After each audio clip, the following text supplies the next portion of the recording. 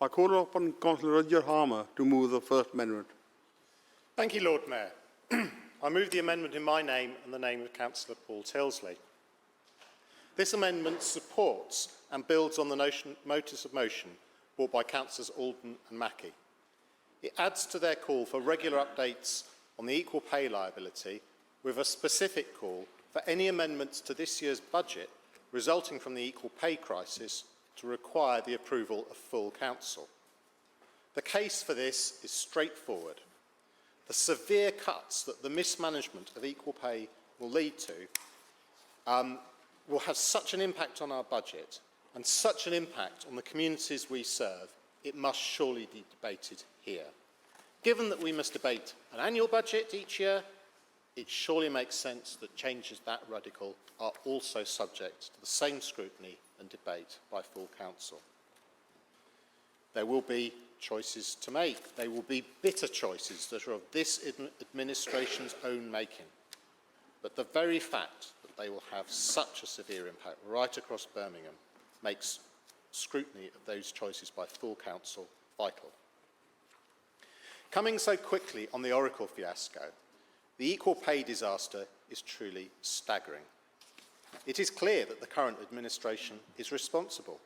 There is a statute of limitations for equal pay claims of 6 years, and Labour have now been in charge for over 11. Those of us who feared that the resolution of the most recent bin strikes was a fudge will wonder whether Labour bought short-term industrial peace at the cost of near bankruptcy for the City Council and a savaging of the services that the most vulnerable in our city rely on.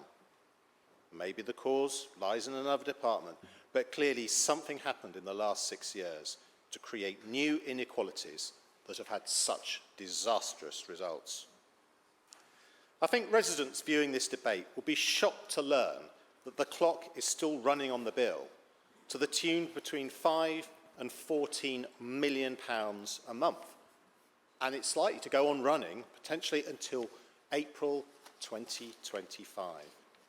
Both the scale and the uncertainty of this range demonstrates both the scale of these figures and the potential range are horrendous. At the upper level, we're talking of £20,000 per hour being added to the bill, over £300 a minute. That's the council's revenue from a Band D council tax bill blown every 5 minutes, 24 hours a day. To stop the clock, we're told we must implement the robust job evaluation process. When you hear this, you are staggered that we don't have it, having paid out £1 billion in equal pay claims from 11 years ago. You then wonder why it will take so long to implement it, bearing in mind the cost of rushing the job, and bearing in mind that while the clock ticks, and it's £100 since I started that sentence. And Councillor Cotton said, well, yeah, we can't rush it, but maybe if we'd started years ago, we wouldn't have to.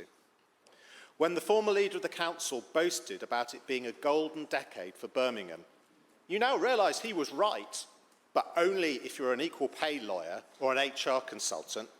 For those we are elected to serve, the gold has turned to dross, bitter tasting and painful.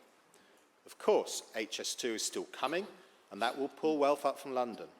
But the risk is it will arrive in a city where we see the private opulence and public squalor that the famous Canadian economist J.K. Galbraith so feared for US cities back in the 60s. Just a few weeks ago, in this very chamber, some of us here listened to the launch of an independent report about the state of the Birmingham Pakistani community, and the leader referred to that in earlier comments. It expressed strong concern about their health and life expectancy, and focused on their poor levels of access to sporting and other physical activities. Improving these could be an important way of tackling their community's health and well-being issues. What price for that now? And indeed the aspirations of all other communities across Birmingham. Those who gave in to the unequal pay demands in recent years may have thought they were taking the easy or political wise route, but the damage is felt across our city in terms of dashed aspirations. Given the impact that this will have, it's vital there is detailed and active debate amongst members as to what spending should be retained. The best way to ensure this happens is to ensure the new budget is debated by full council, rather than just Cabinet, where input is much more limited. I move the amendment. Thank you, Councillor Roger Harmer. I call upon Councillor